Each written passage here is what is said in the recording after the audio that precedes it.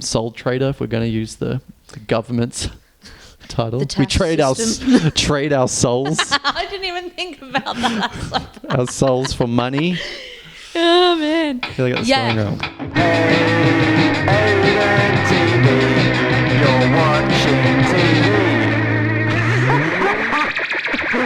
Hey, welcome to Let's Chat. I'm here with my guest, Amy, who's a designer and creative and all-round fun human. We've already been talking for... I think it's already been 20 minutes. 20 minutes or something. Yeah. Thanks for having me. This is so much fun. When you said that you were doing this, I was like, yes, this is great. Yeah. I've never done this before. I've literally just like thrown myself in and been like, hey, let's see if I can do this thing now. No, they're the best projects. But that's kind of... I think that's how I work anyways. I just learn on the fly. It's great. Yeah, we love My resume is just a mess of just like, I'll just learn on the job.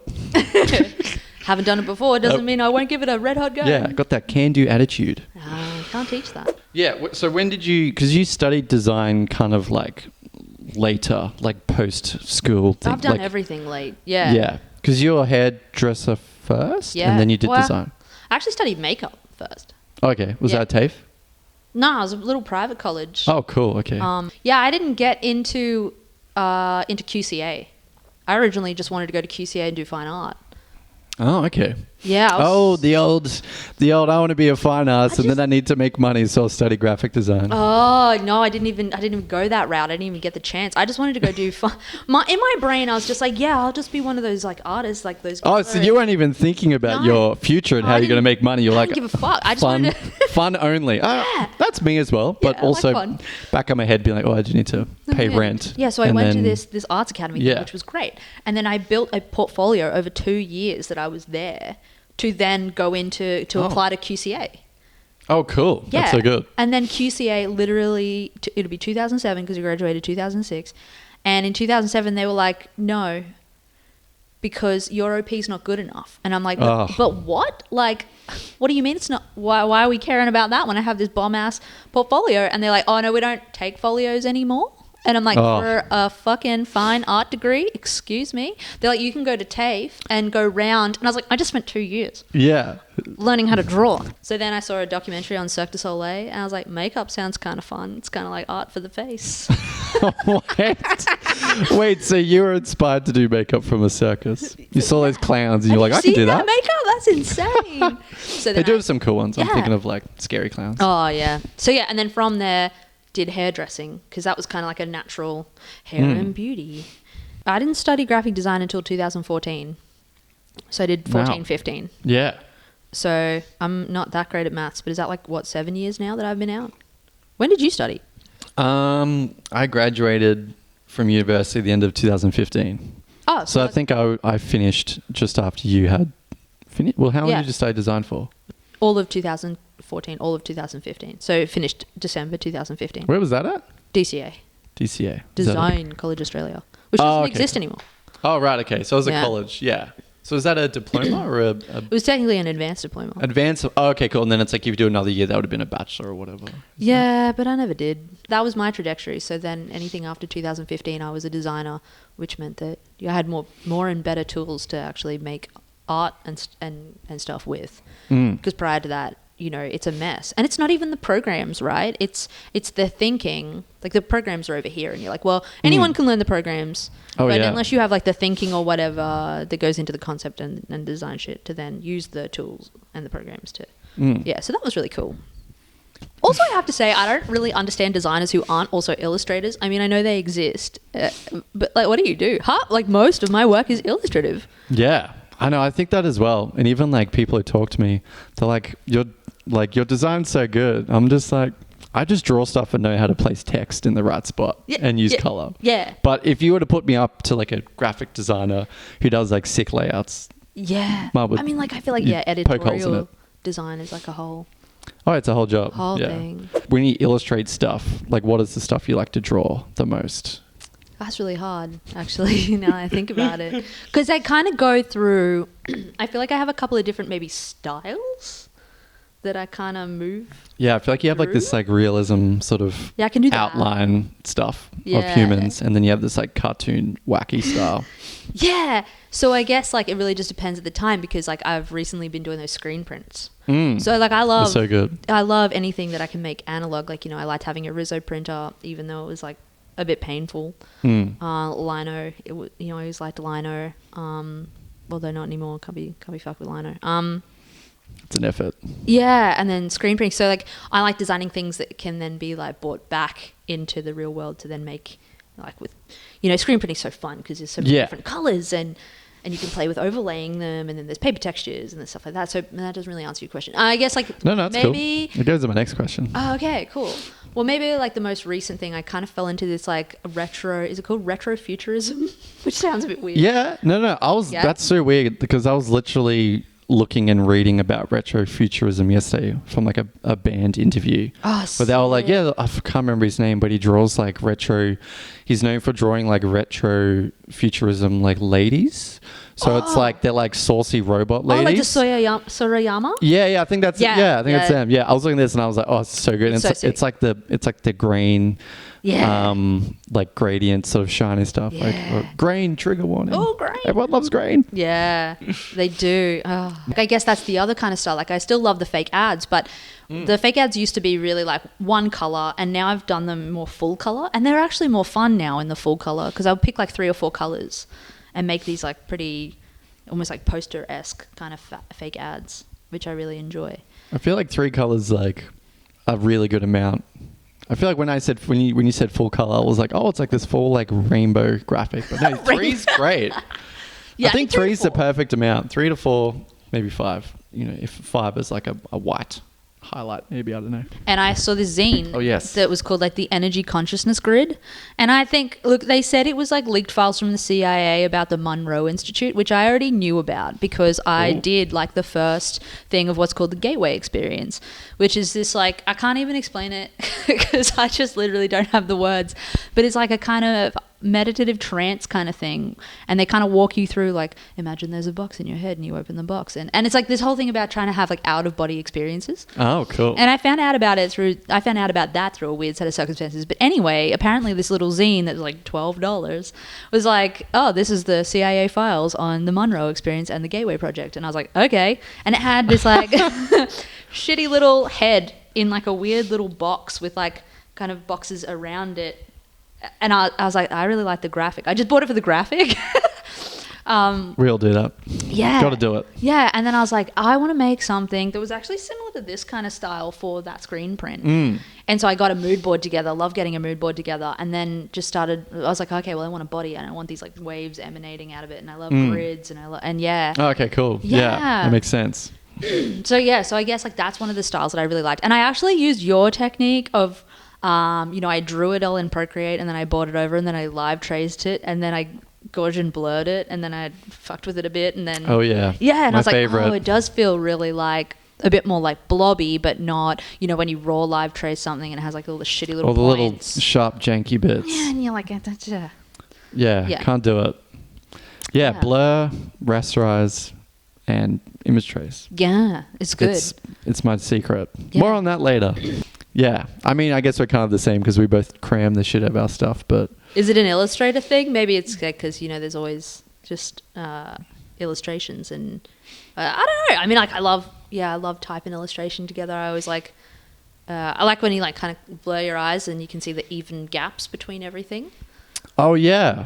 That's the thing. Yeah, it's kind of almost like a typesetting thing where it's I'm going to fit all this information and cool visual stuff and let's all have it perfectly set out. Even though it might look like chaotic, but it's all been considered, which I think is probably like, I don't know, takes a little bit of extra brain power than minimalism. Maybe I just hate minimalism a little bit. Just a little bit. I just don't think it really sits with, and I have a few different styles. I don't think it sits with any of them. Like, I just can't. I like to be loud. I like lots of stuff. I like it to look just visually overwhelming. I want to feel visually overwhelmed because that's the work I like. And that I'd say reflects your personality as well. She's visually not that you're not overwhelming or anything, but. You love to have a chat, which is why I got you. Love chats. Yeah. So some of your go-to fonts and stuff that you're like using at the moment. One's called Azo or AZO. It's just really thick and heavy and bold. Where do you get this from? That's actually a free one from Adobe Fonts. I love Oh. going. Do people know? Do you know that? Yeah, like you know. Adobe that, right? Fonts. Yeah, you can just go and get whatever. Oh yeah, you yeah. want. Adobe Fonts is great. A lot of That's people sick. forget about it, but it's They a great do. thing. They've got some good stuff. Yeah. Like MUSEO Pro, I'm always using as body MUSEO? copy because it's just again nice typeface. Then there's like a serif version, which is quite cute. What's another one? Obviously, I got off of. Wait, it's called Obviously. So good. He's like, it's really tall and it's like real condensed, and there's so many different weights in it. Makes me really happy. There's like what else? Some of the KERN Club ones I quite like. Oh, I love KERN Club. Shout out to KERN Club. KERN They're my Club. favorite. Big fan.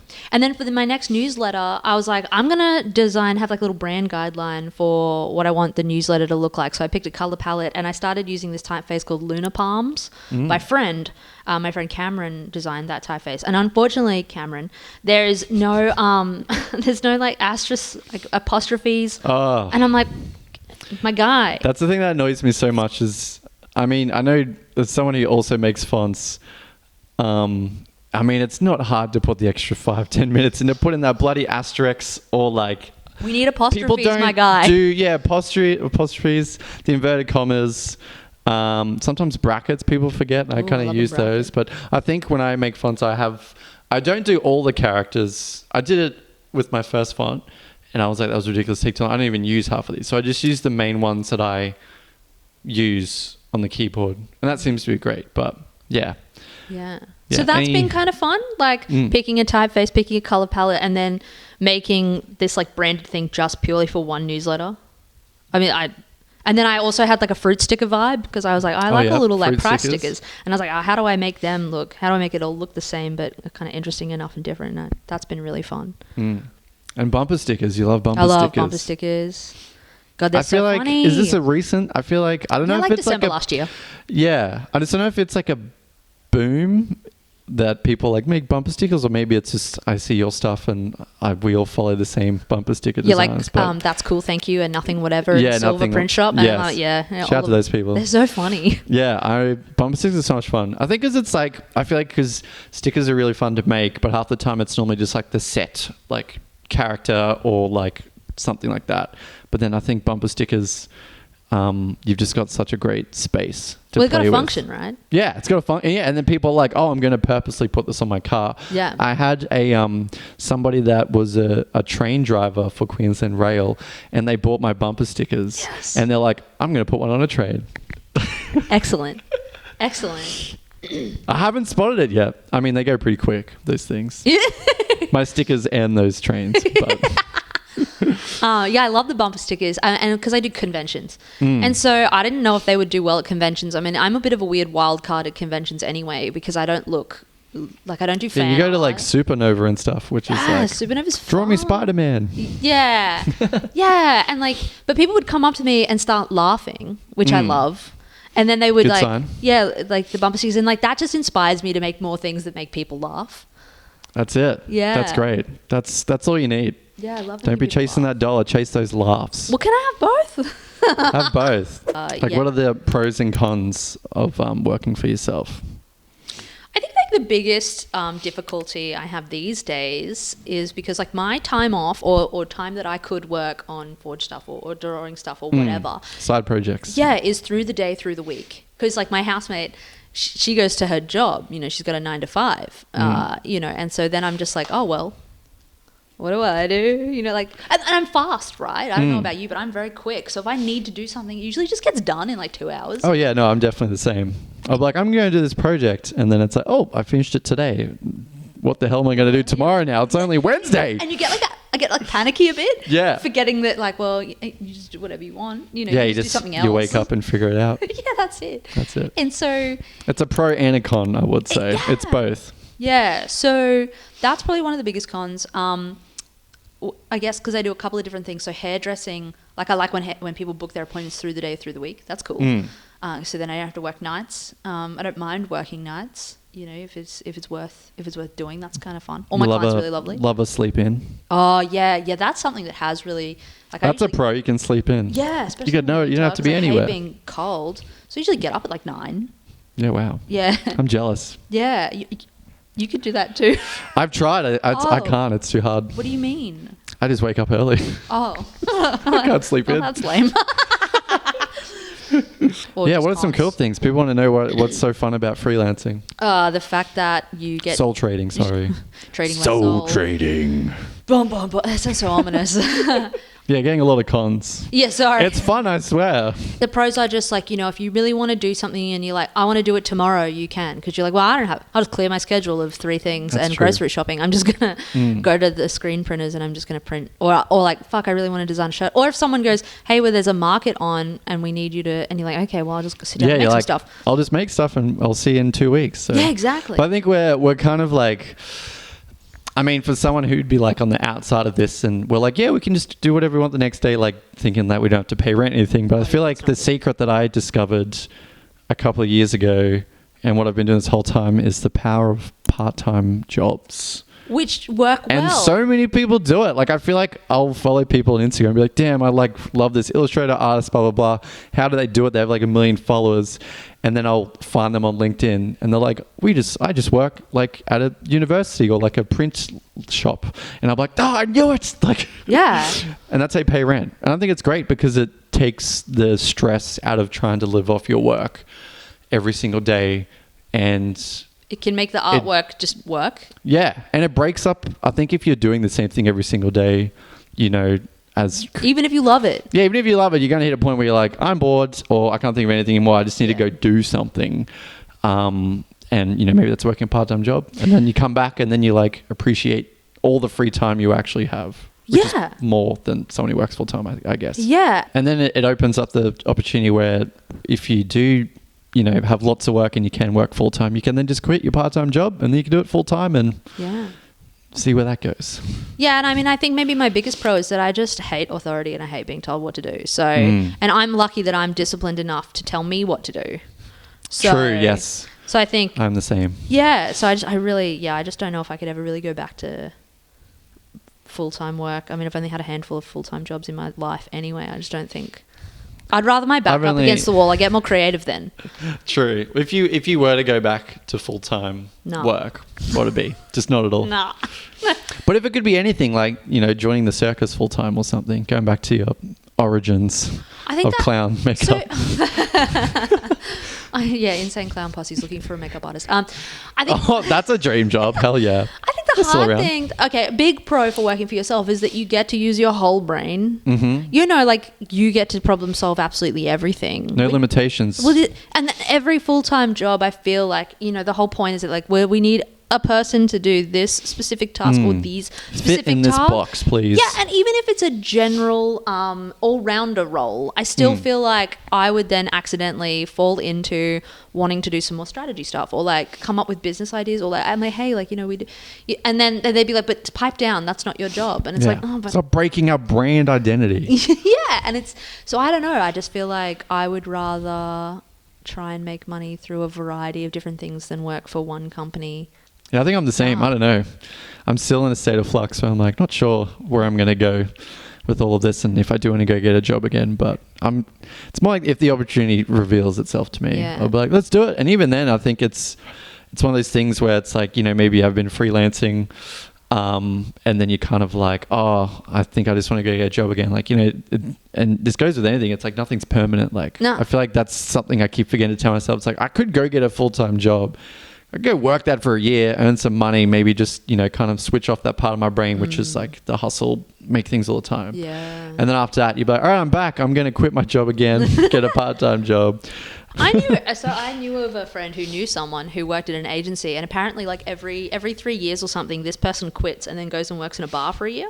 And then comes back to her full-time job. Oh, yeah. Yeah, and I'm like, but like Seven Sagmasters, I mean, like, I guess it's like this idea of like a sabbatical. Like you've been doing the same thing for a while, even if there is a lot of variety. And the idea of like taking a whole break from that and doing something completely different would give you such a different perspective and a reframing on things. Yeah, exactly. And it could be really, really beneficial. I mean, I did that when I finished hairdressing. I went and worked in a cafe. It was such a good year. It was great. It was so I'm fun. almost ready to do something like that. But I don't know if I could go back to like the retail sort of food industry. Not that I have much experience, very minor experience in that. I feel like hospitality should be like army consignment. I feel like everyone should do like a mandatory year in hospital. I worked at KFC for like a year and a half, so that's probably you've done your time. I've done my time. That was grade 12. Yeah, pre-vegan, I take it too. Oh yes, Pre-vegan. I used to bring that shit home by the bucket. It's almost like that's Dream how they job sell it. is I'm going to work back at KFC. Take me back, KFC. Immortal Lobster. I remember seeing this and was Okay. immediately Like, what the fuck is happening here? intrigued and was like, you're making metal music now. I can't even make regular music. But the whole thing was an AI experiment, was it?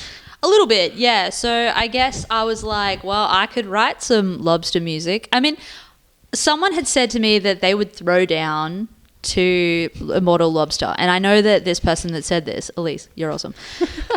But she likes heavier music. Correct term as well, throwdown. Yeah, she's like, I'd be in the nosebleed section of that. And I'm like, oh, okay, so it's like a heavy band. It's like a heavy metal band. And I was like, I got no experience with any of this because I don't like that music. But I was like, well, what I do know is that I could write these lyrics, but I'm absolutely not going to do that. So I was like, well, if they're touring, if Immortal Lobster is touring, they have to be touring for a reason. It's because they released an EP. And I was like, okay, well, I have to write the EP. And so I just went on to ChatGPT-3 and I was just like, write me A metal song write about me some lobsters. lobster metal. And I was like, write a song about lazy lobsters. And so that one's called Slobster. Slobs. That's so good. And then So simple. and then there was another one about because lobsters like shed their entire exoskeleton. So that's why like the idea is that lobsters could technically be immortal because they can just keep growing. They just keep, yeah. Yeah, but it turns out it takes a fuckload of effort and energy to grow your can whole imagine. skin back. Who knew, huh? So I wrote a prompt that was like, write a song about, I don't know, a lobster shedding. And that one's called Exoskeleton. It's like a Gossip Girl sort of. Yeah. Yes, amazing. Yeah, but I was like, that's underrated. And then there was another one about, I think I prompted it to ask if it could, it was like rock and roll lobster. And I was like, but I'm going to call it rock and roll lobster roll or something. Because I was like, because all I could think about was lobster Needs more rolls. roll. Needs more roll in it. Yeah, so I had fun like naming the tracks as well, and then I called the EP the In a Pinch Tour. So basically, from here I have 5 songs that ChatGPT kindly wrote me, our AI overlords, and now Not bad AI. Yeah, and my Splice subscription just kicked in, so I'm just going to get into Ableton and do some really shit basic metal. And then I might even take it to my producer Levi and see if he can help me. But Let's not polish this turd. But I don't know if I'm willing to spend any money on this whatsoever. But then I also thought it would be kind of funny to put it on Spotify. And then someone finds it and they're like, what the hell did I Yeah. just find? Because I thought about also printing like tour shirts and getting people to like be like, oh, what is this band? This Like, is "Oh, hot new haven't heard of band. You them?" don't know. You don't know. Fresh from the ocean. Yeah, and so like all the tour places, were like Rick's, Mud Crab Shack. That's Oh my where God. shit But like this is that. great because this ties back to your whole like fake ads thing. Well, I and, made them, yes, And I fake feel like a ads. lot of people, I think a lot of other creatives as well, they're like, oh, I just want like the clients to come to me so I can then do the work. That's what I want to do. And it's like, you don't have to wait for anybody. Just Create make a shit client. up. And Create that's a client great that's because not I gonna feel pay like, and I think that's a really fun way to use AI where it's like, it's almost like it generates like prompts. And I Yeah. feel like drawing and prompts and stuff have been around forever, but they've always been like crude, like Google engines or something. Or even those like 30 days of type or Oh, 30 yeah. days of whatever. That's and tough. they give you a prompt every day and you're like, this is shit. So I think, yeah, because I already made the lobster stuff and I was like, it was kind of funny. Like we could You're like, how can I explore this further with like more context? Yeah. But that's great because I feel like it's like a simple idea, but you're able to get so many word plays and the fact that you could make bootleg t-shirts and bumper stickers and the whole thing. Well, and because this is the thing, because earlier when I was making I made a fake ad poster for a boxing gym. It was called King of the Ring. King of the Ring. Oh, I remember this. Yeah, it was it like looks a so shoes, good. days and gays erotic Oh my God, yes. boxing gym called King of the Ring. It is kind of dirty, actually. Yes, That's great in the best way. I like it when it's like kind of a little hints at a little bit of dirtiness, but it's not super in your face. And a friend of mine saw that. She's like, I do graphic design for movie sets, and Mortal Kombat's coming up if you want to send a resume through. Oh my it didn't God. pan out, but like there are people who are like actively looking for people like designers to do that. That's so cool. Because Gold Coast, Warner Brothers. Oh yeah. Yeah. It's down the road. Yeah. We're friends. That's kind of what I was thinking was I think a lot of people forget that like side projects and passion projects are so like important to That us. actually drives the work. Yeah, I and it's think. like you have to make the stuff you want to make until someone actually sees you and be like, oh, that's cool, I'll actually pay you to do that now. And then you just keep doing it. Yeah, because I think people think it's the That's other the way trick. around. They're like, I'll just get a design job and I'll make my stuff on the side, and then Which is, you eventually can I'll start off with pretty tough. Yeah. And you got to be really very into it, like what I was doing for 3 years. Yeah, God, yeah, that's a lot. Yeah, That's why I don't work full time anymore. yeah. Did you like burnout? Oh yeah, burned out. Yeah, yeah. For Oh sure. yeah. Oh yeah, I was on fire in all the wrong places. Oh. Yeah, shit. How did you recover from that? I got a part-time job, and the days I wasn't working, I was relaxing and reassessing what I wanted to do. But also the job I got was something I wanted to do, which was primarily illustration-based. Well, thanks for chatting. Thank you. Yeah, you've been watching Let's Chat with Amy and me on HeyAidan TV. Tune in for more content coming soon. Maybe. I'll have to get past my camera issue first, but No, you'll get it. You'll I'll get there. Okay, Yeah. thanks. Thank you so much. This Thanks. is so much fun. Cut!